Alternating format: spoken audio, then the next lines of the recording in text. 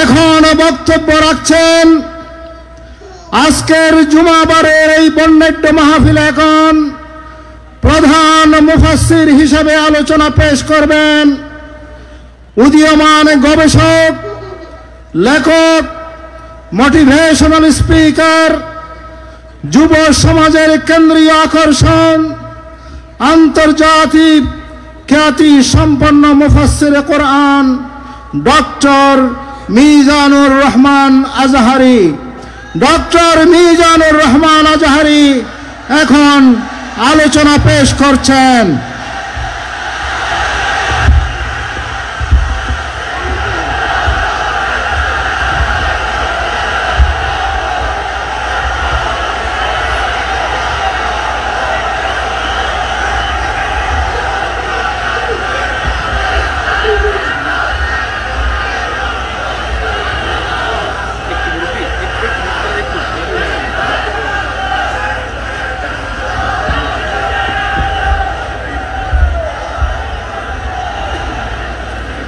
السلام عليكم ورحمة الله وبركاته.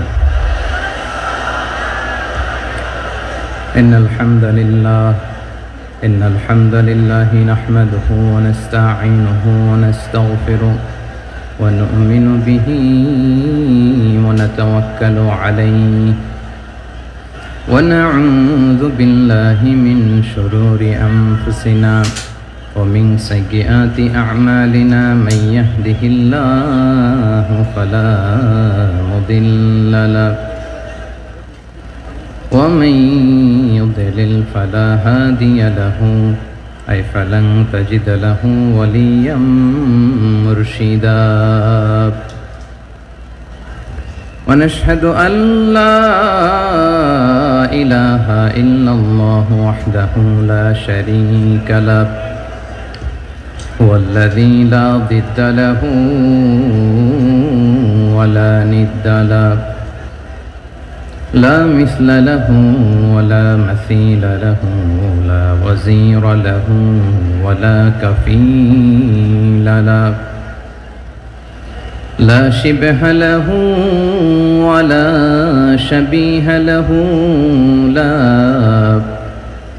ولد له ولا والد له وهو الواحد الفرد الصمد لم يلد ولم يولد ولم يكن له كفوا أحد ونشهد أن سيدنا ونبينا وحبيبنا وبشيرنا ونذيرنا وطبيبنا وطبيب قلوبنا وحبيبنا وحبيب ربنا محمدا عبد الله ورسوله أرسله بالحق بشيرا ونذيرا وداعيا إلى الله بإذنه وسراجا منيرا أما بعد فقد قال الله تعالى في كلامه المجيد وفي فرقانه الحميد أعوذ بالله من الشيطان الرجيم بسم الله الرحمن الرحيم إن الله يأمر بالعدل والإحسان وإيتاء ذي القربى وينهى عن الفحشاء والمنكر والبغي يعظكم لعلكم تذكرون إن الله وملائكته يصلون على النبي يا أيها الذين آمنوا صلوا عليه وسلموا تسليما اللهم صل على محمد وعلى آل محمد كما صليت على إبراهيم وعلى آل إبراهيم إنك حميد مجيد اللهم بارك على محمد وعلى آل محمد كما باركت على إبراهيم وعلى آل إبراهيم إنك حميد مجيد সকল প্রশংসার মালিককে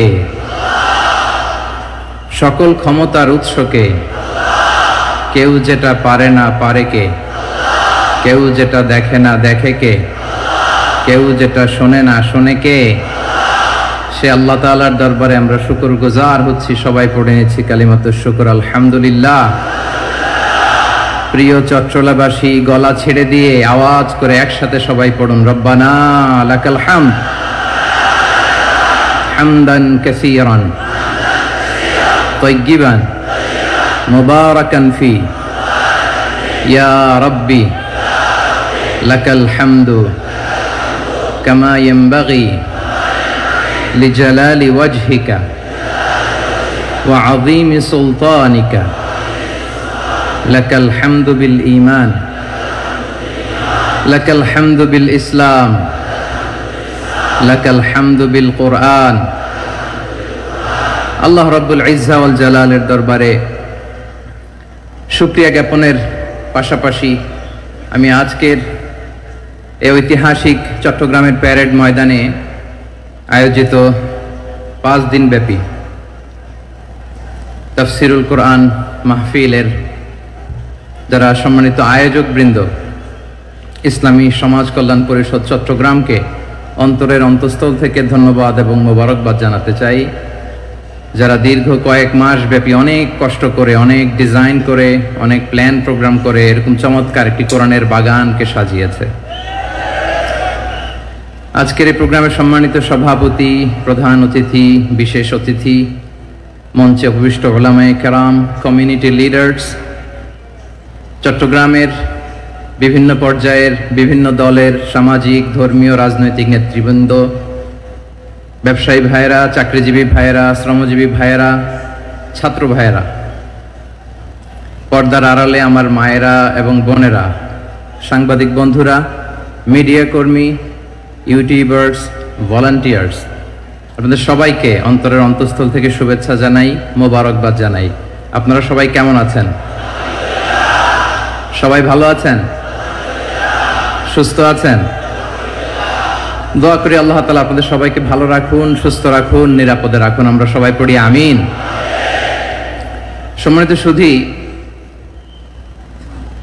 হযরতুল আল্লাম শহীদ মরহুম আল্লামা দেলওয়ার হোসেন সাঈদী রাহিমাহুল্লাহ ওনার স্মৃতি বিজড়িত আজকের এই ঐতিহাসিক প্যারেড ময়দানের তাফসিরুল কোরআনের প্রোগ্রামে সব আছে স্টেজ আছে শ্রোতা আছে প্যান্ডেল আছে মিডিয়া কাভারেজ আছে কিন্তু আমাদের কলিজার টুকরাটা আমাদের মাঝে নাই আজকের এই প্রোগ্রামে আলোচক হয়ে এই চেয়ারে আমি না বসে ওই শ্রোতাদের কাতারে বসে যদি আমাদের আল্লামার নুরানি চেহারার দিকে তাকিয়ে ওয়াজ শুনতে পারতাম আমাদের হৃদয়টা ঠান্ডা হয়ে যেত আমাদের তৃষ্ণার্ত হৃদয় শান্ত হতো সব আজকে আছে কি যেন নাই ঠিক কিনা বলেন আল্লাহ তাআলা প্রতি 100 বছরে একজন মুজাদ্দিদ পাঠায় প্রতি 100 বছরে একজন মুজাদ্দিদ যিনি সমাজকে সংস্কার করেন আল্লামা দেলওয়ার হোসেন সাঈদী রাহিমাহুল্লাহ ছিলেন তেমন একজন মুজাদ্দিদ চিৎকার করে বলেন ঠিক কিনা উনি শিরক বিদআতের আস্তানাকে তছনছ করে দিয়েছেন তাওহীদের বাণীকে সমুন্নত করেছেন গণমানুষের কাছে তাফসিরুল কোরআনকে জনপ্রিয় করেছেন আজীবন আজীবন তিনি ইসলামকে বিজয়ী শক্তি হিসেবে দেখার স্বপ্ন দেখতেন। এত প্রাঞ্জল ভাষা, এত চমৎকার আধুনিক প্রেজেন্টেশন, গণমানুষের কাছে কোরআনের তাফসিরকে এভাবে জনপ্রিয় করে তোলার মতো ব্যক্তিত্ব আল্লামা সাঈদী ছাড়া দ্বিতীয় কেউ এই বাংলার ভূখণ্ডে নাই। এই যে তাফসিরুল কোরআন, এই যে টার্মিনোলজি, এই টার্মটাই উনি আসলে জনপ্রিয় করেছেন। আমরা আগে জানতাম না যে এভাবে তাফসির করা যায়, এভাবে scientific indications of the Holi কোরআনকে মানুষের কাছে পেশ করা যায়, এভাবে এত জীবন ঘনিষ্ঠ করে, এত ইন্টারেক্টিভ করে কোরআনের কথাগুলো মানুষের কাছে উপস্থাপন করা যায়। উনি অন্যায়ের বিরুদ্ধে সবসময় সোচ্চার ছিলেন, প্রতিবাদী কণ্ঠস্বর ছিলেন। ওনার আলোচনা শুনলে দেহের রক্ত টকবক করে ফুটতে থাকতো। আল্লাহু আকবার, আল্লাহু আকবার, আল্লাহু আকবার। He was a strong mouthpiece of Islamic revivalism. Islamic জাগরণের স্ট্রং মাউথপিস ছিলেন আল্লামা সাঈদী রাহিমাহুল্লাহ। অনেক দোয়া পেয়েছেন। আমরা পড়েছি, এমন জীবন তুমি করিবে গঠন, মরণে হাসিবে তুমি, কাঁদিবে ভুবন। গোটা বিশ্বকে তিনি কাঁদিয়েছেন। আল্লামা যখন ইন্তেকাল করলেন, আমি তখন মালয়েশিয়া থেকে যুক্তরাষ্ট্রে একটা কনফারেন্সে যোগ দিতে যাচ্ছি, কাতার এয়ারলাইন্সে। মালয়েশিয়া থেকে দোহাতে নামলাম। দোহায় যখন আমার ট্রানজিট, তখন শুনতে পেলাম যে আল্লামা বিদায় নিয়েছেন। সোশ্যাল মিডিয়ায় শুনে বিশ্বাস করতে পারলাম না। মুহূর্তের মধ্যেই মাসুদ সাঈদী ভাইকে মেসেজ করলাম, উনি কোনো উত্তর দিতে পারলেন না। মাসুদ ভাইয়ের সাথে যখন কোলাকুলি করি, আমাদের শামীম ভাইয়ের সাথে যখন কোলাকুলি করি, মনে হচ্ছে আল্লামা সাঈদীর ঘ্রাণ পাই। শরীরটা লিটারালি কাঁপছিল, নিজেকে মানাতে পারছিলাম না, বিশ্বাস করতে পারছিলাম যে আসলে আল্লামা বিদায় নিয়েছেন। ইন দ্য মিন টাইম আমার সেকেন্ড ফ্লাইট, দোহা টু নিউ ইয়র্ক, 12 ঘন্টার ফ্লাইটে উঠলাম। ইন্টারনেট থেকে বিচ্ছিন্ন হলাম। নামার পরে শুনলাম আল্লাহু আকবার, যেখানে ওনাকে কবরস্থ করার কথা ছিল সেখানেও কবর দিতে দেয়া হয় নাই। ছবিগুলো দেখতে লাগলাম, হাসিমাখা মুখ, হাসিমাখা নিথর দেহটা, মরণে হাসিবে তুমি, কাঁদিবে ভুবন। From east to west, from north to south, the entire globe, গোটা বিশ্ব ওনার জন্য কেঁদেছে, গোটা বিশ্ব কেঁদেছে। কাবার গিলাফ ধরে ধরে মানুষ চিৎকার করেছে। এর চেয়ে শ্রেষ্ঠ মৃত্যুকার হতে পারে? আমাদের আল্লামার আর কি পাওয়ার ছিল বলেন? আর কি পাওয়ার ছিল? কুল্লু নাফসিন যায়িকাতুল মাউত, যারাই দুনিয়াতে আসবে তারা ইন্তেকাল করবে, এটা আমরা মেনে নেই, এটা আমরা জানি। কিন্তু অবাক করা বিষয় হচ্ছে আমরা আজও জানি না আমাদের আল্লামার মৃত্যু কি স্বাভাবিক হয়েছে নাকি এটা পরিকল্পিত মেডিকেল কিলিং ছিল।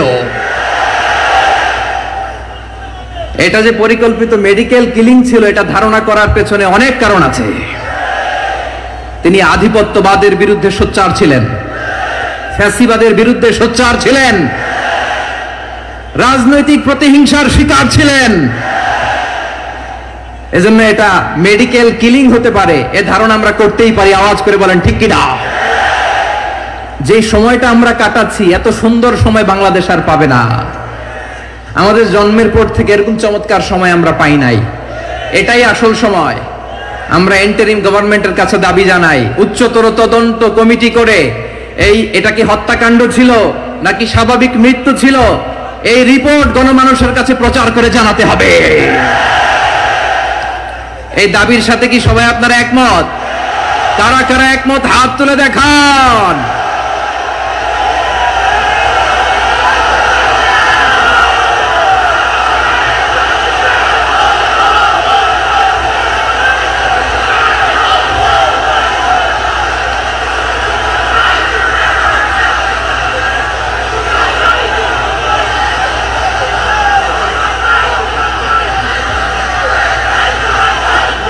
আমার প্রিয় ভাইয়েরা, প্রিয় চট্টলাবাসী, আল্লাহ তাআলা তার এই মুখলেস গোলামকে তার জান্নাতুল ফেরদাউসের মেহমান হিসেবে কবুল করুক, তার জীবনের সকল খেদমাগুলোকে কবুল করুক, জান্নাতুল ফেরদাউসের আলা মাকামে তাকে মেহমান হিসেবে কবুল করুক।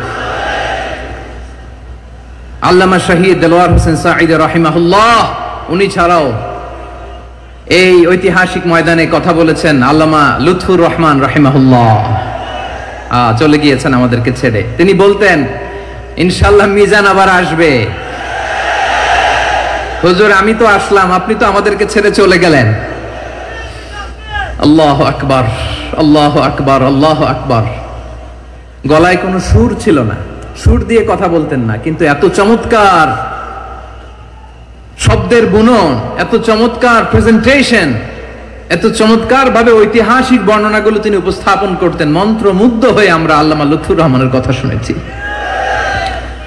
আমরা হযরতুল আল্লাম লুৎফুর রহমান রাহিমাহুল্লাহর জন্য এই বিশাল ময়দান থেকে দোয়া করছি, আল্লাহ তাআলা তুমি তোমার এই খাদেমকে জান্নাতের মেহমান হিসেবে কবুল করে নাও।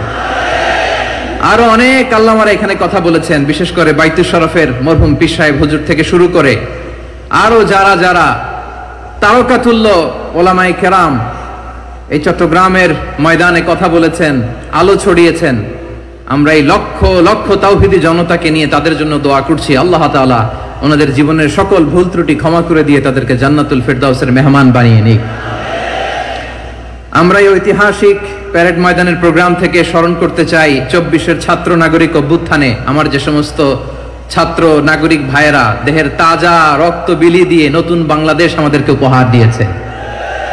বিশেষ করে আপনাদের এই চট্টগ্রামের শহীদ ফাইসাল, শহীদ ওয়াসিম সহ সকল শহীদকে আল্লাহ তাআলা কবুল করুক। আমরা সবাই পড়ি আমিন। প্রিয় ভাইয়েরা, আমি নগণ্য একজন কোরআনের ছাত্র, এত বিশাল মঞ্চে এত বড় প্ল্যাটফর্মে কথা বলা আমার জন্য সাজে না। তারপরও আমাদের মুরব্বীরা আমাদের ডানে বায়ে বসে আছেন, ওনাদের আদেশ ক্রমে, ওনাদের অনুমতি ক্রমে কিছু কথা আজকের এই ঐতিহাসিক প্রোগ্রামে আপনাদের সামনে উপস্থাপন করার চেষ্টা করব। ওমা তাওফীকি ইল্লা বিল্লাহ। প্রিয় ভাইয়েরা, 5 দিন ব্যাপী এই তাফসিরুল কোরআনের প্রোগ্রামে অনেক ওলামা হযরত কথা বলেছেন। যারা কোরআন সুন্নাহ থেকে আমাদেরকে কোরআনের কথাগুলো শোনালেন, আমরা যেন সেগুলো আমল করতে পারি, আল্লাহ আমাদেরকে তৌফিক দান করুক। শুরুতে আমাদের নিয়তটাকে খালেস করে নেওয়া দরকার। এই যে গ্যাদারিং, এই যে হিউজ শোডাউন, এগুলো যদি আমাদের নিজেদেরকে পরিবর্তন না করে তাহলে এতে কোনো লাভ নাই। জোরে বলেন ঠিক কিনা? এই প্রোগ্রাম যদি আমাদের জীবনকে পরিবর্তন করে, আমাদের চিন্তার ডিএনএ কে চেঞ্জ করে দেয়, তাহলেই চট্টগ্রামের প্যারেড ময়দান সার্থক। আসুন আমরা চিন্তাকে খালেস করে নেই। আমরা সবাই নিয়ত করি যে যতটুকু কথা আমরা কোরআনের আলোকে শুনবো, আমলের নিয়তে শুনবো ইনশাআল্লাহ। বলেন সবাই। আপনারা সবাই ঠিকঠাক আছেন তো? কখন আসছেন আপনারা? সবাই আসছেন কখন? সকালে, কেউ দুপুরে, 9টায়? আল্লাহ আল্লাহ আল্লাহ। দুপুরের খাবার খাওয়ার সুযোগ হয়েছিল? খান নাই? রোজা রাখছেন? আমি কি দিয়ে বিদায় দেব আমার এই ভাইগুলোরে? আল্লাহ তুমি আমার ভাইগুলোরে কবুল করো। ইসলামের পক্ষের এই গণজোয়ারকে আগামীর বাংলাদেশের ইসলামের জন্য তুমি কবুল করো। যেই ভালোবাসা ইসলামের জন্য হয়, যেই গণজোয়ার কোরআনের জন্য হয়, পৃথিবীর কোন শক্তি দিয়ে সেটাকে আটকানো যায় না। জোরে বলেন ঠিক কিনা? এজন্য গ্রাজুয়ালি, সিস্টেম্যাটিক্যালি, মেথোডোলজিক্যালি আমাদেরকে আগাতে হবে, শুধু আবেগ দিয়ে নয়। বিবেকেরও দরকার আছে না নাই? প্রিয় ভাইয়েরা, আসুন, আমাদের কথা অনেক বেশি, সময় অনেক কম। আমরা আর কাল বিলম্ব না করে মহাবিশ্বয় মহাগ্রন্থাল কোরআন আল কারীম থেকে কিছু কথা শুনি। আমি যে টপিকটা নিয়ে আজকের ঐতিহাসিক চট্টগ্রামের প্যারেড ময়দানের তাফসিরুল কোরআন প্রোগ্রামে আলোচনা করব, সেটা হচ্ছে সূরাতু আন-নাহলের 90 নম্বর আয়াত নিয়ে কিছু কথা আমরা উপস্থাপন করবার চেষ্টা করব ইনশাআল্লাহ। আমার খুতবার শুরুতেই আপনারা মোটামুটি আন্দাজ করে ফেলেছেন যে আমি কি নিয়ে আলোচনা করব, কারণ যে আয়াতটি আমি তেলাওয়াত করেছি এই আয়াতটি প্রায়শই এই ভূখণ্ডে, এই বাংলাদেশে জুমার দিনে খতিব সাহেবরা দ্বিতীয় খুতবা শেষের দিকে পড়ে না? কি কমন পড়ছে? ইন্নাল্লাহা ইয়া'মুরু বিল আদলি ওয়াল ইহসান ওয়া ইতা'i যিল কুরবা ওয়া ইয়ানহা আনিল ফাহশাই ওয়াল মুনকারি ওয়াল বাগি ইয়া'iদুকুম লা'আল্লাকুম তাযাক্কারুন। মুখস্থ আছে না সবার? আসুন আমরা এই আয়াতের সরল অর্থ, এর মর্মবাণী, এর সংক্ষিপ্ত তাফসীর সবাই মিলে আজকের এই প্রোগ্রাম থেকে উদ্ধার করার চেষ্টা করি। আপনারা মনোযোগী আছেন তো? ইনশাআল্লাহ। এই আয়াতটা অনেক কম্প্রিহেন্সিভ একটা আয়াত। সাইয়েদনা আব্দুল্লাহ ইবনে মাসউদ রাদিয়াল্লাহু তাআলা আনহু উনি বলেছেন, ইন্নাহা মিন আজমাই আয়াতিল কুরআন। এটা কোরআনের সবচেয়ে জামে মানে আয়াত। যদিও ছোট্ট আয়াত, অল্প কিছু কথামালা, কিন্তু তিনি বলতেন এটা কোরআনের সবচাইতে জামিআ মানে সবচেয়ে কম্প্রিহেন্সিভ একটা আয়াত, যেখানে কথা কম, শব্দ কম, কিন্তু এটার দোতনা, এটার আবেদন, এটার মিনিং অনেক বেশি। সুবহানাল্লাহ। এই আয়াতে আল্লাহ তাআলা বেসিক্যালি আমাদেরকে তিনটা বিষয়ে আদেশ করেছেন আর তিনটা বিষয়ে বারণ করেছেন, মানে নিষেধ করেছেন। আওয়াজ করে বলুন, আদেশ করেছেন কয়টা? প্রিয় চট্টলার ভাইয়েরা, আমার মতো এই যে 3 আঙ্গুল উঁচু করে বলেন, আদেশ করেছেন কয়টা? আবার নিষেধও কয়টা? মানবো তো আমরা ইনশাআল্লাহ? বলেন সবাই। 3 do's and 3 don'ts, do's and don'ts, 3টা আদেশ, 3টা নিষেধ। এই 3টা আদেশ আর 3টা নিষেধের ভেতরে আল্লাহ তাআলা গোটা ইসলামী শরিয়ার মূল নির্যাসকে ঢুকিয়ে দিয়েছেন। সুবহানাল্লাহ। এই ছোট্ট একটা আয়াতে গোটা ইসলামী শরিয়ার the gist, the cream of the creams, গোটা ইসলামী শরিয়ার মূল নির্যাসকে আল্লাহ ঢুকিয়ে দিয়েছেন। 3টা আদেশ আর 3টা নিষেধ। আসুন আমরা সরাসরি কোরআন থেকে শুনি, সবাই পড়ুন। আউযু বিল্লাহি মিনাশ শাইতানির রাজীম। বিসমিল্লাহির রহমানির রহিম। ইন্নাল্লাহা ইয়া'মুরু বিল আদলি ওয়াল ইহসানি ওয়া ইতাই যিল কুরবা ওয়া ইয়ানহা আনিল ফাহশাই ওয়াল মুনকারি ওয়াল বাগি ইয়া'ইযুকুম লা'আল্লাকুম তাযাক্কারুন।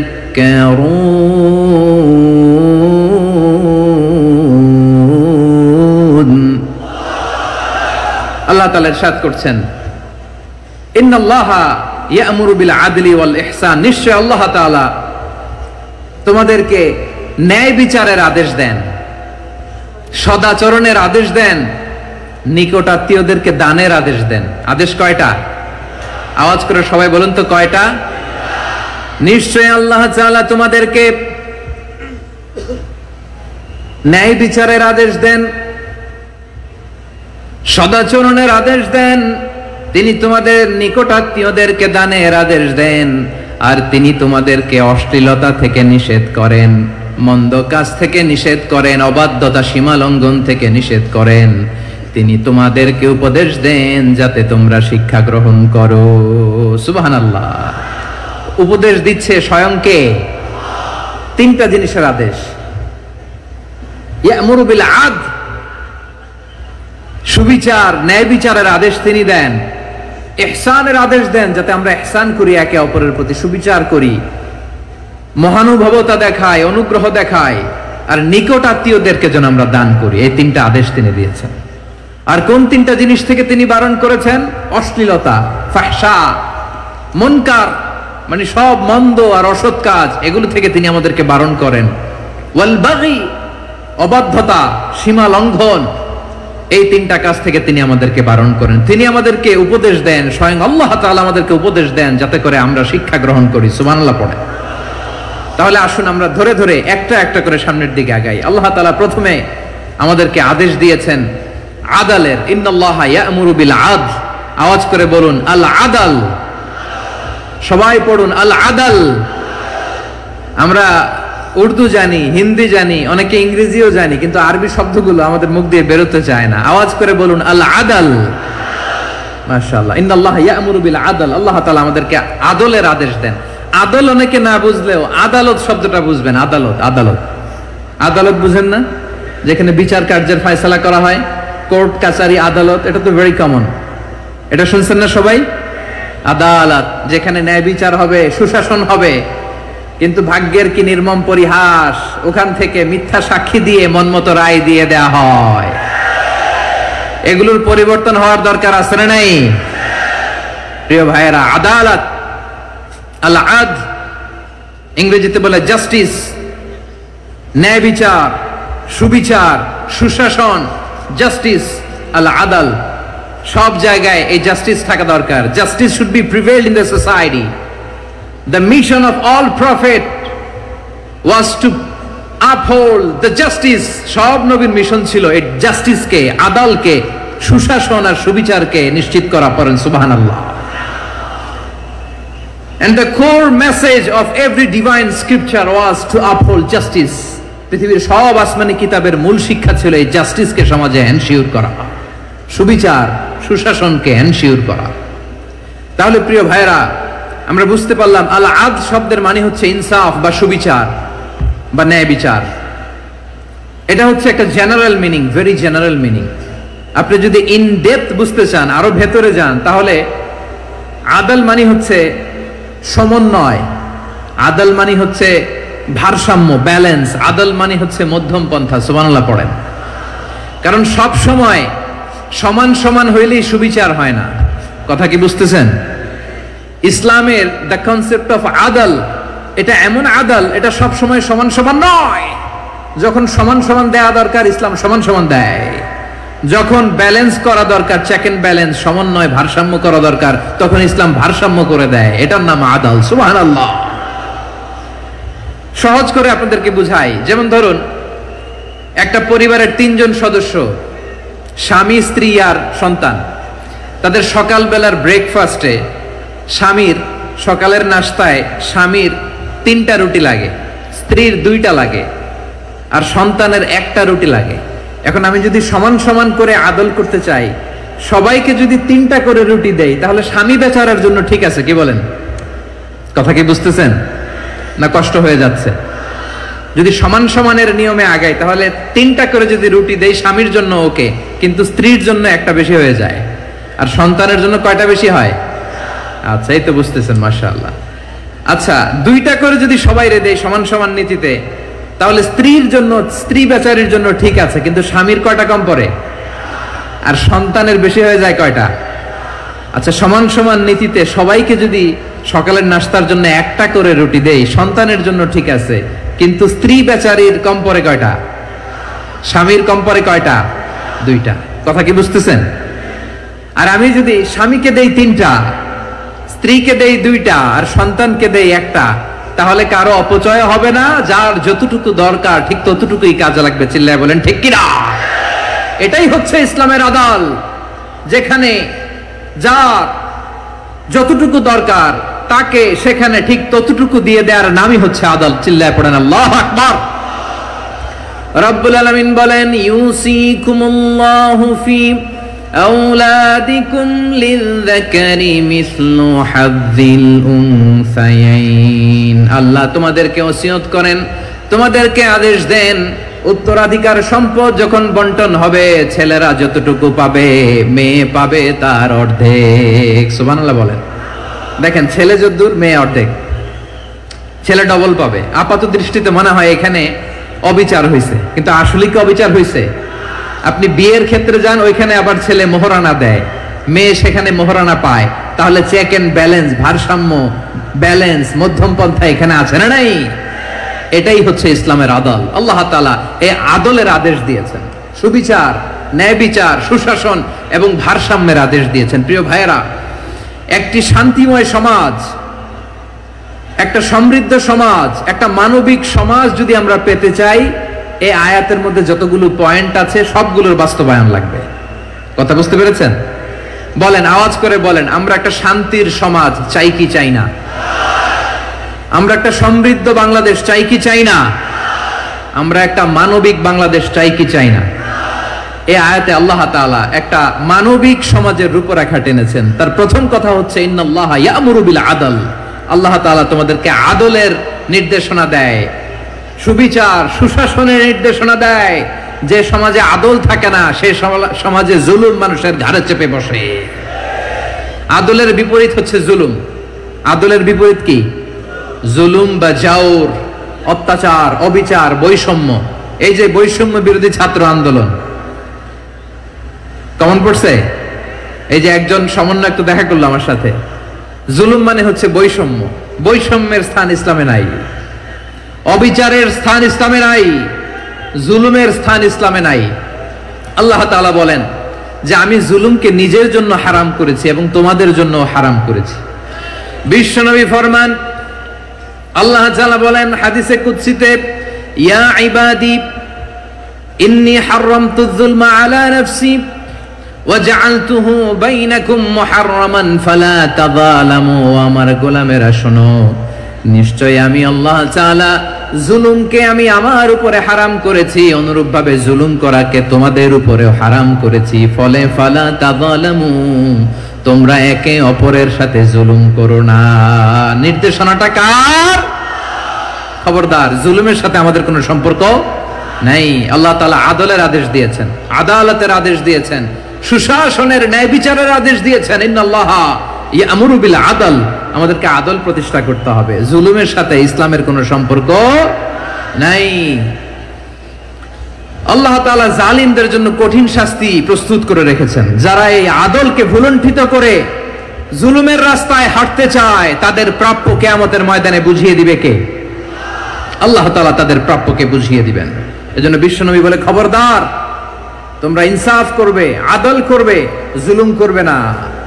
আর যুলমু যুলুমাতুন ইয়াউমাল কিয়ামা, জুলুম কিয়ামতের দিন অন্ধকার হয়ে জালিমের ঘাড়ে চেপে বসবে। আবার বিশ্বনবী বলতেন, ইত্তাকি দাওয়াতাল মাজলুম, খবরদার, তোমরা মজলুমের কান্নাকে ভয় করো। ফাইন্নাহু লাইসা বাইনাহু ওয়া বাইনাল্লাহি হিজাব, কেননা মজলুমের কান্নার মাঝে আর আল্লাহর আরশের মাঝে কোনো পর্দা থাকে না। বিশ্বাস হয়? এই কথা বিশ্বাস হয়? এর জলজ্যান্ত প্রমাণ তো আমরা নিজেরাই দেখলাম। হ্যাঁ, মজলুমের কান্না ফুলে ফেপে মহিরুহ হয়ে, পাহাড়ের মতো হয়ে, বিস্ফোরিত হয়ে জালিমের মসনদকে ছারখার করে দিয়েছে। এর প্রমাণ তো আমরা নিজেরাই তো দেখলাম। জালিমের পরিণতি কি হয় আমরা জীবদ্দশাই তো দেখলাম। এমনও কোনো জুলুম নাই যে হয় নাই, ঠিক কিনা বলেন? আহারে জুলুম, আহারে জুলুম। রিসেন্টলি আয়না ঘরের কিছু ছবি প্রকাশিত হয়েছে সোশ্যাল মিডিয়ায়, দেখেছেন আপনারা? হ্যাঁ, ছোট্ট একটা জায়গা, স্বাধীন মানুষকে প্রাণীর মতো, পাখির মতো খাঁচায় বন্দী করে রেখেছে। কখন দিন কখন রাত কিচ্ছু জানে না, কখন দিন কখন রাত কিছু জানে না। বছরের পর বছর কেটে গিয়েছে। এক্সট্রা জুডিশিয়াল কিলিং এর কোনো হিসাব নাই, বিচার বহির্ভূত হত্যা, এনফোর্স ডিসঅ্যাপিয়ারেন্স, গুম, যেটা সবচাইতে বড় মানবতা বিরোধী অপরাধ। কত মানুষ যে গুম হয়েছে তার কোনো ইয়ত্তা নাই। যেই ফ্যামিলির সদস্য গুম হয়েছে, তারা কি ওই লোকটার জন্য মাগফিরাতের দোয়া করবে নাকি সুস্বাস্থ্যের দোয়া করবে তারা নিজেরাও জানতো না, কারণ জানে না ও বেঁচে আছে না মরে গেছে। আহা, বিডিআর নওজওয়ানদের যারা ছাড়া পেল দেখলাম, বিনা অপরাধে, কোনো অন্যায় ছাড়া, অপরাধ ছাড়া তাদের জীবন থেকে, তাদের তারুণ্যের, তাদের যৌবনের 15 বছর, 16 বছর, 17 বছর নাই। 6 মাস বয়সের ছোট বাচ্চাকে রেখে জেলে গেছে। 6 মাসের মেয়ে বেরোয় দেখে মেয়ের বয়স 17 বছর। মেয়ে বাবারে চিনে না, বাবা মেয়েরে চিনে না। মেয়েকে এখন বিয়ে দিয়ে আরেক ছেলের হাতে তুলে দিবে। মেয়ের শৈশব বাবা দেখে নাই, মেয়ের কৈশোর বাবা দেখে নাই, মেয়ের তারুণ্য দেখে নাই। আরেক যুবককে দেখলাম 14 বছরের 14 দিনের সংসার, 2 সপ্তাহের সংসার শেষে জেলে গেছে। কত যুবকের যে স্ত্রী চলে গিয়েছে ফ্যামিলি ছেড়ে, কারণ জানে না তো কবে আসবে, কি হবে, কেউ জানতো না। দাম্পত্য জীবনের মাত্র 14 দিনের স্মৃতি, এই স্মৃতিকে আঁকড়ে ধরে এক বোন 16টা বছর, 17টা বছর কাটিয়ে দিয়েছে। আমি নিউজটা দেখে ভাবলাম, আমার এই বোনের প্রতিটি দিন কিভাবে কেটেছে, প্রতিটি রাত কিভাবে কেটেছে, প্রতিটি ক্ষণ কিভাবে কেটেছে। বিশ্বনবী বলেছেন, ইত্তাকি দাওয়াতাল মাজলুম ফাইন্না লাইসা বাইনাহু ওয়া বাইনাল্লাহি হিজাব। মাজলুমের কান্নাকে ভয় করো, কারণ মাজলুমের কান্না আর আল্লাহর মাঝে কোনো পর্দা থাকে না। আমরা আর এরকম কোন জুলুম বাংলাদেশে দেখতে চাই না, জোরে বলেন ঠিক কিনা? আর কেউ নতুন করে জালিম হোক আপনারা চান? আবার নতুন করে কেউ ফ্যাসিস্ট হোক আপনারা চান? এক দল আরেক দলকে নিশ্চিহ্ন করার রাজনীতিতে মেতে উঠুক, এটা আপনারা চান? আমরা বাংলাদেশকে আদল দিয়ে সাজাতে চাই। আমরা এই 56,000 বর্গ মাইলের প্রতিটা ইঞ্চি মাটিকে কোরআনের আইন দিয়ে সাজাতে চাই। রাজি আছেন আপনারা? কারা কারা রাজি দেখান, হাত তুলে আল্লাহকে।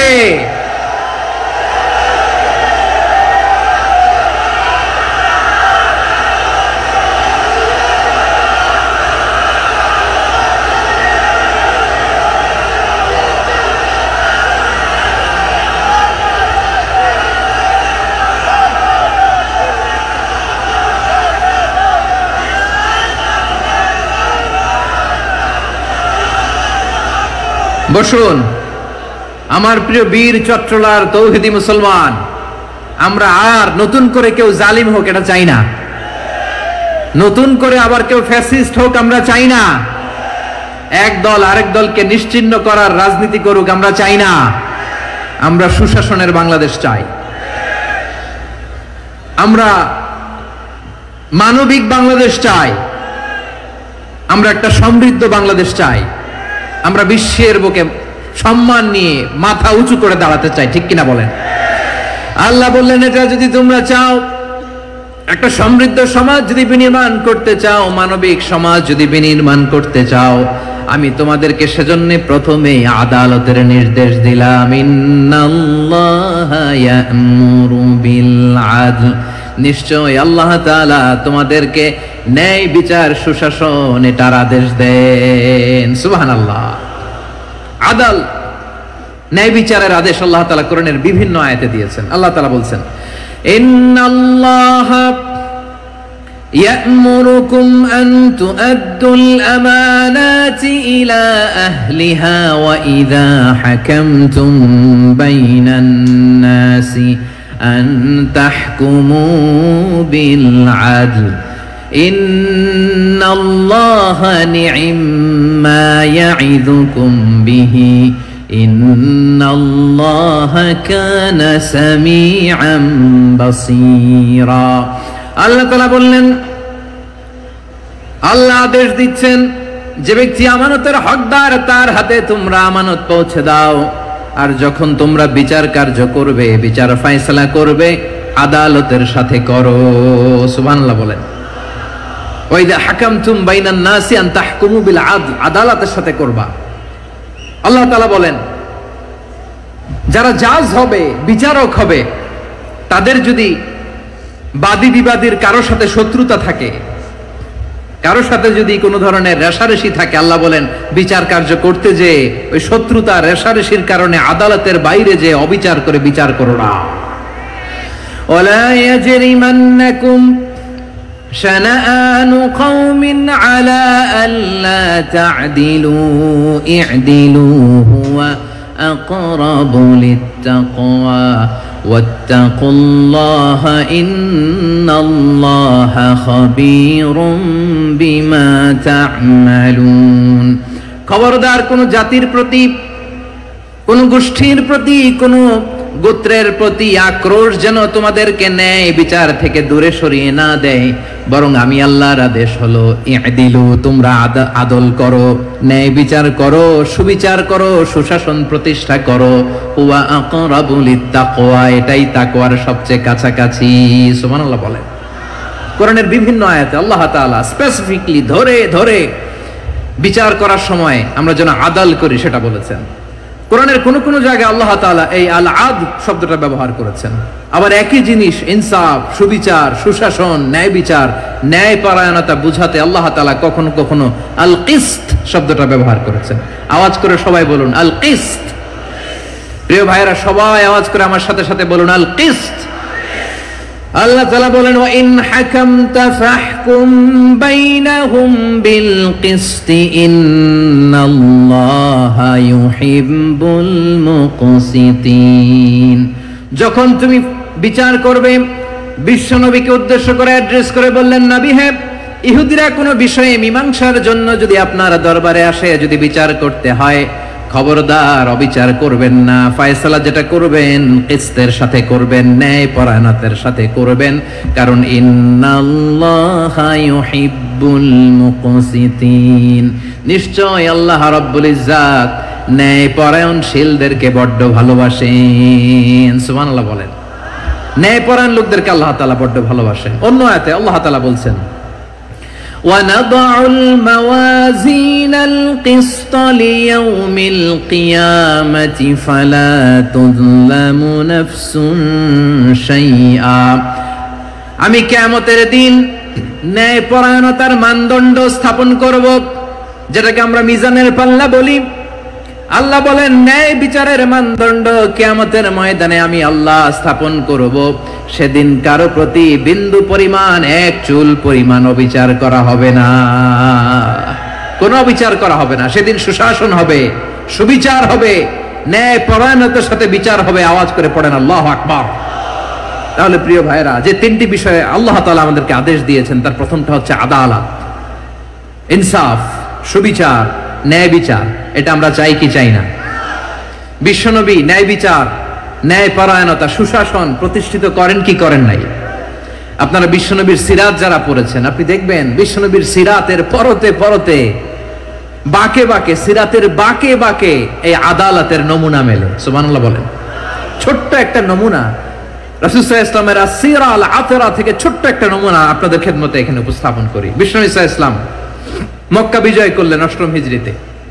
মক্কা বিজয় শেষে তিনি কয়েক সপ্তাহ মক্কাতে অবস্থান করলেন। ইন দ্য মিন টাইম মক্কার একটা ভেরি প্রেস্টিজিয়াস এন্ড ডিগনিফাইড ফ্যামিলির নারী চুরিতে ধরা পড়ল। কিসে ধরা পড়ল? সবাই বলেন কিসে? আমাদের সমাজে আসেনি এটা? আছে? ছোট না বড়? হ্যাঁ, হিসাব করে শেষ করা যায় না। ৩.৫ লাখ কোটি টাকা নাই উন্নয়ন প্রকল্পের নামে। উন্নয়ন প্রকল্পের নামে ৩.৫ লাখ কোটি টাকা নাই। ৩.৫ লাখ কোটি টাকা লিখতে পারবেন আপনি? এক টানে লিখতে পারবেন? বুঝতেছেন কত বড় সংখ্যা? হ্যাঁ, বনু মাখজুমিয়া গোত্রের এক নারী মক্কায় চুরিতে ধরা পড়ল। বলেন তো চুরি করলে বিধান কি? কি কাটতে হবে? চুরির বিধান হলো হাত কেটে দাও। তাও সেটা গোপনে নয়, প্রকাশ্যে জনসম্মুখে হাত কেটে দাও। বনু মাখজুমিয়া গোত্রের নারী যখন চুরিতে ধরা পড়লো, সাহাবারা চিন্তায় পড়ে গেলেন। সবেমাত্র মক্কার লোকেরা কালিমা পড়ে মুসলমান হয়েছে, ইসলামের আইন কানুন তেমন জানে না, ইসলামী শরিয়ার সাথে বেশি পরিচিত নয়।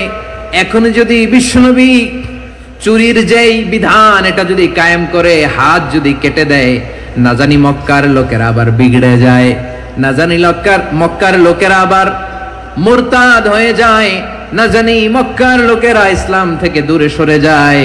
চলো চলো, সাহাবীরা মিলে পরামর্শ করলেন, চলো বিশ্বনবীর কাছে যে বলি, ও নবী, শুধু কেবলমাত্র একমাত্র এই নারীর জন্য চুরির হাত কাটার বিধানটা আপনি একটু থামিয়ে দেন। চুরির হাত কাটার যে বিধান এইখানে একটু রহিত করে দেন, বাকিগুলা কইরেন মদিনাতে যে চলবে, কিন্তু মক্কায় এবারের জন্য মাফ করে দেন। কিন্তু কে বলবে? এই যে পরামর্শ, সাজেশন, এটা কে দিবে বিশ্বনবীর কাছে? সাহাবারা চিন্তায় পড়ে গেলেন। আল্লাহর নবীর সামনে দাঁড়িয়ে আল্লাহর দেয়া হুদুদ, আল্লাহর দেয়া বিধান থামিয়ে দেওয়া, মাফ করে দেওয়া, এই কথা বিশ্বনবীর সামনে বলার সাহস তো কেউ রাখে না। কেউ কেউ বলল, বিশ্বনবীর পালক পুত্র যায়েদ বিন হারেসার সন্তান উসামারে বিশ্বনবী নাতির মতো আদর করে, বড্ড বেশি ভালোবাসে উসামারে। এজন্য সাহাবারা উসামাকে বলতো হিব্বু রাসূলিল্লাহ, বিশ্বনবীর ভালোবাসা। কি বলতো? সাহাবীরা বললেন বিশ্বনবীর ভালোবাসা হিব্বু রাসূলিল্লাহ, উসামারে পাঠাও। উসামারে বিশ্বনবী নাতির মতো স্নেহ করে, মায়া করে, ভালোবাসে। আমরা পারবো না, উসামা পারবে। সবাই মিলে ফুলিয়ে ফুসিয়ে ওসামাকে, ছোট্ট ওসামাকে রাজি করালো। ওসামা এমন এমন কথা যে তুমি বিশ্বনবীর কাছে বলতে হবে, পারবা নাকি? ওসামা বলে পারবো। সাইয়েদনা ওসামা রাদিয়াল্লাহু তাআলা আনহু তরুণ সাহাবী বিশ্বনবীর কাছে গেলেন, যে বললেন, নবী, বনু মাখজুমিয়া গোত্রের এক নারী চুরিতে ধরা পড়েছে, এবারের জন্য কি এই মহিলাটারে মাফ করে দিলে হয় না? এবারের জন্য একটু ক্ষমা করা যায় না নবী? বিশ্বনবী বলেন, আতাশফাউ ফি হাদ্দিন মিন হুদুদিল্লাহ, তোমার এত বড় সাহস উসামা, তুমি আল্লাহর হাত, আল্লাহর দেয়া বিধান, এটার ব্যাপারে সুপারিশ করতে এসেছো? তোমরা কি জানো তোমাদের আগে যত কওম, যত গোত্র, যত জনপদ ধ্বংস হয়েছে তার কারণ ছিল তাদের মধ্যে গরিবরা অন্যায় করলে তারা বিচার করত, আর ধনীরা অন্যায় করলে তারা মাফ করে দিত। খবরদার! ওয়া আইমুল্লাহ লাউ আন্না ফাতিমাতা বিনতি মুহাম্মাদিন সারাকাত লাকাতা মুহাম্মাদুন ইয়াদাহা। বিশ্বনবী বললেন, আরে ওসামা, বনু মাখজুমিয়ার ওই প্রেস্টিজিয়াস এন্ড ডিগনিফাইড ফ্যামিলির মেয়ে তো দূর কি বাত, অনেক দূরের কথা। জেনে রেখো ওসামা, আমার কলিজার টুকরা, নয়নের পুটুলি ফাতেমাও যদি মক্কার জমিনে আজকে এই চুরির দায়ে ধরা পড়তো, আমি বিশ্বনবী মুহাম্মাদুর রাসূলুল্লাহ ধরে ফাতেমার ডান হাতটা কেটে দিতে এক বিলম্ব দেরি করতাম না। ইন্নাল্লাহা ইয়া'মুরু বিল আদল, আমাদেরকে জাস্টিস শিখায়, পশ্চিমারা আমাদেরকে ইনসাফ শিখায়, আমাদেরকে সুশাসন শিখায়।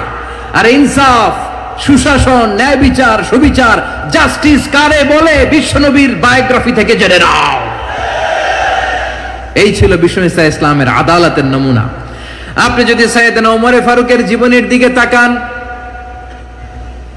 এমন কঠোর, এমন বীর সেনানী ছিলেন। সাইয়েদনা ওমর ফারুক যদি রাস্তার এই মাথা দিয়ে হাঁটা শুরু করতেন, শয়তান ওমর ফারুককে দেখলে ওই রাস্তা রেখে দিয়ে অন্য রাস্তা দিয়ে হাঁটতো। সুবহানাল্লাহ। ওমর ফারুক রাদিয়াল্লাহু তাআলা আনহু কি পার্সোনালিটি ছিল, কি পার্সোনালিটি। আমাদের এলাকায় ছোট বাচ্চারা রাতে ভাত খেতে চায় না, আমার মেয়েটাও খেতে চায় না। এই এটা দিব, ওইটা দিব, আজকে মাহফিলে আসার সময় বলে দিছে লিস্ট করে এটা এটা আনতে হবে। তো ছোট্ট বাচ্চাদের অনেক বায়না থাকে, ওরা রাতে খেতে চায় না। তো মায়েরা বিভিন্ন ভয় দেখায়, এই বাঘ আসবে, বাঘ আসবে খাও, এই ভূত আসবে, ভূত আসবে খাও। আপনারা কি বলেন চট্টগ্রামে? কি আসবে? হ্যাঁ, ভূত, ভূত, ভূত আসবে, বাঘ আসবে, খাও খাও খাও, তাড়াতাড়ি খাও। তো বাচ্চারা এগুলো শুনে ভয়ে খেতে শুরু করে। মদিনার জমিনেও একই ঘটনা ঘটতো। মদিনার ছোট্ট ছোট্ট সোনামণিরা খেতে চাইতো না, তো মায়েরা বলতো হা হুয়া ইয়াতি উমর, হা হুয়া ইয়াতি উমর, ওই যে উমর আসতেছে, উমর। ওমরে ফারুকের কথা শুনলে বাচ্চারা একেবারে ঠান্ডা। সুবহানাল্লাহ পড়বেন না? প্রভু তুমি বলেছ রাসূল দেবে না, বলনি দেবে না ওমর, বলনি দেবে না হামজা তারি, খালিদ বিজয় সমর। প্রভু তুমি বলেছ রাসূল দেবে না, বলনি দেবে না ওমর, বলনি দেবে না হামজা তারি, খালিদ বিজয় সমর। প্রভু তুমি বলেছ রাসূল দেবে না। আল্লাহু আকবার। ওমর ফারুক রাদিয়াল্লাহু তাআলা আনহু, ওনার কথা শুনলে গায়ের মধ্যে গুজবাম হয়, গায়ের পশমগুলো দাঁড়িয়ে যায়। সুবহানাল্লাহ বলেন। কি পার্সোনালিটি ছিল, কি ব্যক্তিত্ব ছিল। মুনাফিকরা ওমর ফারুককে জমের মতো ভয় পেতেন।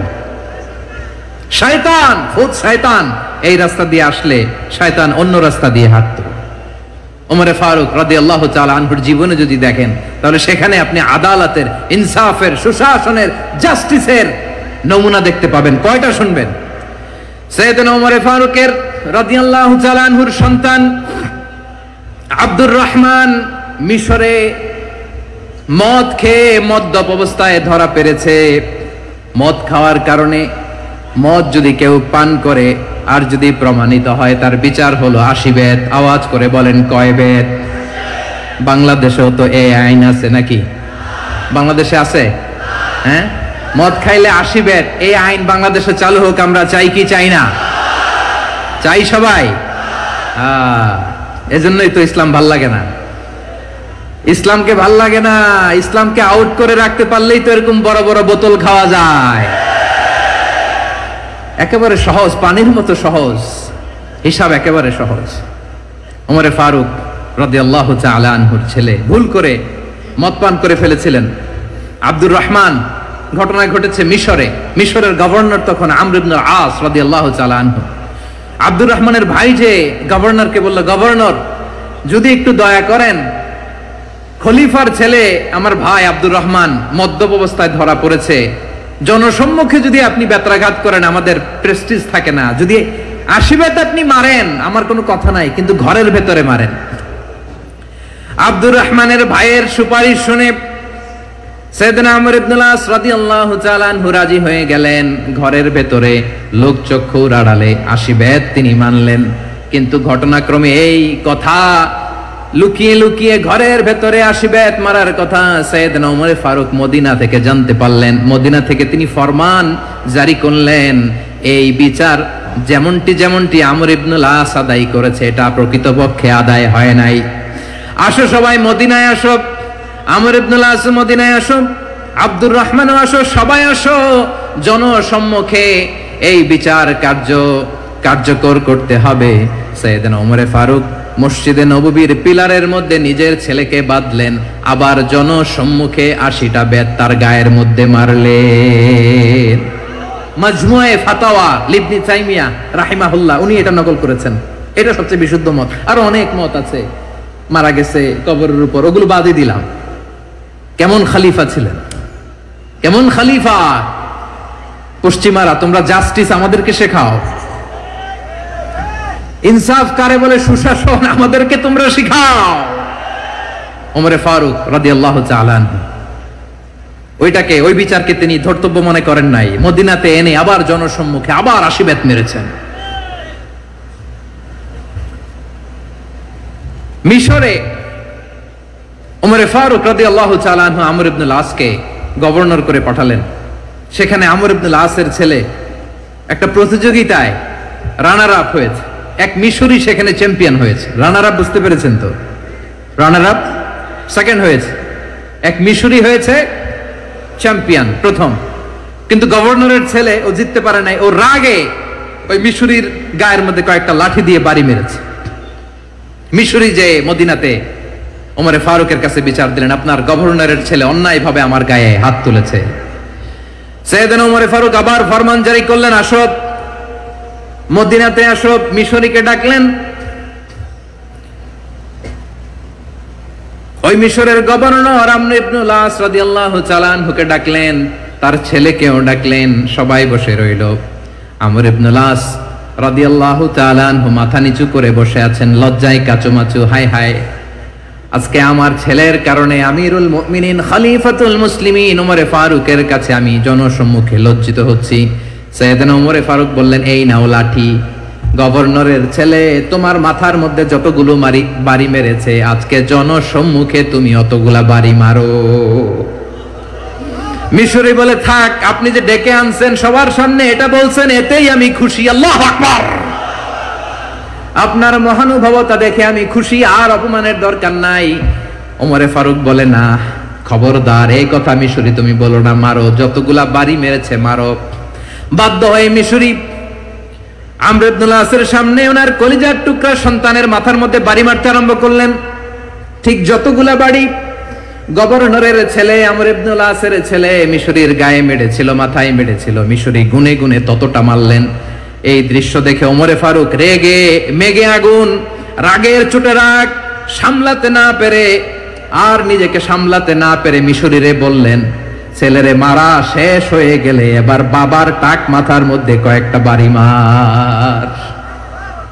রাগের চোটে, আউট অফ অ্যাঙ্গার, রাগের চোটে, যে আমার পাঠানো গভর্নর আমর ইবনুল আস তার ছেলেকে কেন আদব তারবিয়া কেন শিক্ষা দিতে পারে না। ছেলেরে মারা হইলে এবার আমর ইবনুল আসের মাথার মধ্যে দুইটা মারো। এটা রাগে বলেছেন, এটা শাস্তি হিসেবে না। সুবহানাল্লাহ পড়ে। তোমরা আমাদেরকে সুশাসন শিখাও, আমাদেরকে সুশাসন শিখাও। বিশ্বনবী বলেন, আদাল এটা যেন তেন বিষয় না, এটা দিয়েই মানবিক সমাজ গড়তে হবে। আল্লাহ তাআলা কিয়ামতের কঠিন ময়দানে, যেদিন স্বামী স্ত্রীকে চিনবে না, স্ত্রী স্বামীকে দেখে পালিয়ে যাবে, বন্ধু বন্ধুরে চিনবে না, পীর সাহেব মুরিদরে চিনবে না, মুরিদ পীর সাহেবরে চিনবে না, দলের কর্মী তার নেতারে চিনবে না, নেতা তার কর্মীরে চিনবে না, বন্ধু বন্ধুরে দেখে পালাবে। এই কঠিন মুহূর্তে সূর্যটা মাথার কাছে চলে আসবে, জমিনটা তামার জমিন হবে, আজকের জমিনের মতো নয়। মানুষ ঘর্মাক্ত, ক্লান্ত, শ্রান্ত মাথার মগজগুলো কানের ছিদ্র আর নাকের ছিদ্র দিয়ে বেয়ে বেয়ে পড়বে। বিশ্বনবী ফরমান, কিয়ামতের ওই কঠিন ময়দানে 7 শ্রেণীর ব্যক্তিকে রব্বুল আলামিন তার আরশের নিচে ছায়া দিবেন। তার মধ্যে প্রথম শ্রেণীর ব্যক্তি হলো ইমামুন আদিল। ইমামুন আদিল, ন্যায়পরায়ণ শাসক, যে ইনসাফের সাথে বিচার করে, যে জাস্টিস সমাজে সার্ভ করে, যে সুশাসন নিশ্চিত করে, ওই ইমামুন আদিল। আদিল শব্দটা বুঝছেন না? ইন্নাল্লাহা ইয়া'মুরু বিল আদল, পাইছেন? আদিল। 7 শ্রেণীর ব্যক্তিকে আল্লাহ তাআলা সুশীতল আরশের নিচে ছায়া দিবেন, যেদিন তার দেয়া ছায়া ছাড়া কোনো ছায়া থাকবে না। এর প্রথম হচ্ছে ইমামুন আদিল, ন্যায়পরায়ণ শাসক। চিল্লায় বলেন সুবহানাল্লাহ। আবার বিশ্বনবী বললেন, ইন্নাল মুকসিতিনা ইনদাল্লাহি আলা মানাবিরা মিন নূর আন ইয়ামিনির রহমান। কিয়ামতের দিন যারা ন্যায়পরায়ণ হিসেবে আল্লাহর সামনে দাঁড়াবে, কিয়ামতের দিন রব্বুল আলামিন তার আরশের ডান দিকে ওই ন্যায়পরায়ণ লোকদের জন্য আরশের ডান দিকে একটা নূরের মিম্বারে তাদেরকে বসার সুযোগ করে দিবে। আল্লাহর আরশের ডান দিকে ন্যায়পরায়ণ লোকদের জন্য আল্লাহ তাআলা নূরের মিম্বার বানাবে। চারটেখানে কথা মনে করেছেন? আল আদাল, জাস্টিস, ইন্নাল্লাহা ইয়া'মুরু বিল আদল। আল্লাহ তাআলা এই আদালতের নির্দেশনা দেয়, সুবিচার, সুশাসন। প্রিয় ভাইয়েরা, এটা আমরা বাংলাদেশে চাই কি চাই না? এই যে অরাজকতা, এই যে অন্যায়, এই যে জুলুম, এই যে ইনকনসিস্টেন্সি, সমাজের অসঙ্গতি, এর প্রধান কারণ জাস্টিস নাই, সুবিচার নাই, সুশাসন নাই। শেষবারের মতো আওয়াজ করে বলেন তো, আমরা বাংলাদেশে আদল চাই কি চাই না? তাহলে প্রথম নির্দেশনা শেষ। আল্লাহ তাআলা তোমাদেরকে আদলের আদেশ দেন। এরপর আল্লাহ বললেন, আমি তোমাদেরকে ইহসানের আদেশ দেই। ইন্নাল্লাহা ইয়া'মুরু বিল আদলি ওয়াল ইহসান। আমি তোমাদেরকে যেমনি আদলের নির্দেশনা দেই, তেমনি ভাবে তোমাদেরকে ইহসানের নির্দেশনা দেই। ইহসান, আওয়াজ করে সবাই বলেন তো ইহসান। সবাই বলেননি? সবাই বললে এতটুকু আওয়াজ হবে আমি বিশ্বাস করি না। আওয়াজ করে বলুন আল ইহসান। ইহসান মানে কারো প্রতি সফট হার্টেড হওয়া, মহানুভব হওয়া, অনুগ্রহ পরায়ণ হওয়া, অনুগ্রহশীল হওয়া, একে অপরের প্রতি দয়াদ্র হওয়া। একে অপরের প্রতি দয়াদ্র, অনুগ্রহশীল হওয়া ছাড়া মানবিক সমাজ কশিনকালেও গঠন করা সম্ভব না। প্রিয় ভাইয়েরা, সুন্দর আচরণ দিয়ে, ইহসান দিয়ে যা জয় করা যায়, নরম আচরণ দিয়ে যেটা অর্জন করা যায়, কঠোরতা দিয়ে সেটা পারা যায় না। বিষ্ণু ঈসা ইসলাম ইহসান দিয়ে, কোমল আচরণ দিয়ে, তার অনুগ্রহ দিয়ে তিনি অনেক কাফিরের হৃদয়কে জয় করে ফেলেছেন। সাইয়েদনা সুমামা ইবনে উসাল রাদিয়াল্লাহু তাআলা আনহুর কথা মনে পড়ে যায়। তিনি ছিলেন ইয়ামামার বাদশা। মদিনাতে বিশ্বনবীকে হত্যা করার নিয়তে এসেছিলেন। গোপনে গোপনে বিশ্বনবীকে হত্যা করে আবার ইয়ামামাতে তিনি ফিরে যাবেন। কিন্তু কি অবাক করা কাণ্ড, হত্যা করতে পারে নাই, সাহাবাদের হাতে তিনি ধরা পড়ে গেলেন। সাইয়েদনা সুমামা ইবনে উসাল রাদিয়াল্লাহু তাআলা আনহু হত্যার নিয়তে আসলেন, কিন্তু হত্যা করতে পারলেন না। সাহাবারা ওনাকে ধরে ফেললেন, ধরে মসজিদে নববীর পিলারের মধ্যে বেঁধে রাখলেন। সুমামা ইবনে উসাল, সিরাত থেকে শুনেন, সিরাত থেকে শোনাচ্ছি। রাদিয়াল্লাহু তাআলা আনহু ইয়ামামার অধিপতি ছিলেন। ইয়ামামা বিশ্বনবীকে হত্যার জন্য আসছেন, ধরা পড়ে গেছেন, এখন মসজিদে নববীতে বেঁধে রাখছে, তার মানে বন্দী। এখন স্ট্যাটাস কি? বন্দী, ক্যাপটিভ। বিষ্ণু ঈসা ইসলাম সাহাবাদেরকে বললেন, তার খোঁজ খবর নিও, সুমামা ইবনে উসালের খোঁজ খবর নিও। সাহাবারা বলেন, ইয়া রাসূলুল্লাহ, আপনাকে হত্যা করতে এসেছে, তার তো কঠিন ক্যাপিটাল পানিশমেন্ট হওয়া দরকার, কঠিন শাস্তি হওয়া দরকার। বিশ্বনবী বললেন, না, আমি যেটা জানি তোমরা সেটা জানো না, তোমরা সুমামার সাথে ভালো আচরণ করো। বিশ্বনবী সুমামার কাছে গেলেন। প্রথম দিন যে তিনি কালেমার দাওয়াত দিলেন, ইমানের দাওয়াত দিলেন, ইসলামের দাওয়াত দিলেন, রিসালাতের দাওয়াত দিলেন, আখিরাতের দাওয়াত দিলেন। পরের দিন যে বিশ্বনবী সালাতের দাওয়াত দিলেন, যাকাতের দাওয়াত দিলেন, ইসলাম কি, কিভাবে, কেমন করে পালন করতে হয় চমৎকার আর্টিকুলেট করতে শুরু করলেন। তন্ময় হয়ে সুমামা ইবনে উসাল রাদিয়াল্লাহু তাআলা আনহু বিশ্বনবীর কথাগুলো শুনতে আরম্ভ করলো। একদিন নয়, দুই দিন নয়, টানা 3 দিন বিশ্বনবী সুমামার কাছে ইসলামকে প্রেজেন্ট করেছেন, উপস্থাপন করেছেন। আওয়াজ করে বলেন, কয় দিন? 3 দিন। 3 দিন মসজিদে নববীতে বাঁধা। আর সাহাবীদেরকে বললেন, তার খোঁজ খবর নিও, তোমরা যে রুটি বানাও এর মধ্যে সবচেয়ে ভালো আটার রুটিটা তারে দিও, সবচেয়ে রিফাইন্ড খেজুর, যেটা পিওর খেজুর, এটা তারে দিও। আর বিশ্বনবী নিজের উট থেকে দুধ দহন করে ওনার বাড়ির এক কর্মচারীকে বলেছেন, দুধ দহন করে সুমামার জন্য নিয়ে যেও। সুবহানাল্লাহ পড়বেন না? সবাই তো অবাক, ইয়ামামা থেকে আসছে নবীকে হত্যা করতে, বিশ্বনবী দেখে তারে জামাই আদর করে, তাকে মজার মজার খাবার দিও, দুধ দিও, আদর আপ্যায়ন করো। একদিন নয়, 2 দিন নয়, টানা 3 দিন বিশ্বনবী এভাবে সুমামার কাছে যেয়ে ইসলামকে প্রেজেন্ট করতে আরম্ভ করলেন, ইসলামকে উপস্থাপন করতে শুরু করলেন।